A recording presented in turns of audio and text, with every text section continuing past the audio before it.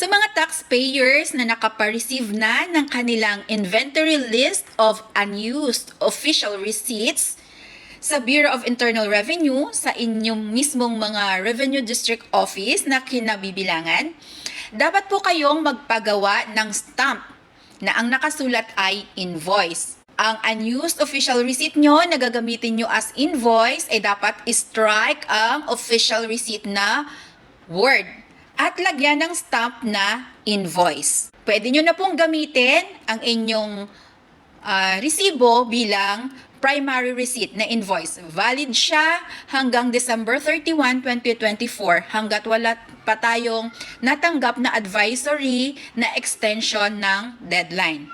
Tungkol naman sa submission ng inventory list of unused official receipts, hintayin po natin ang official announcement sa website ng BIR.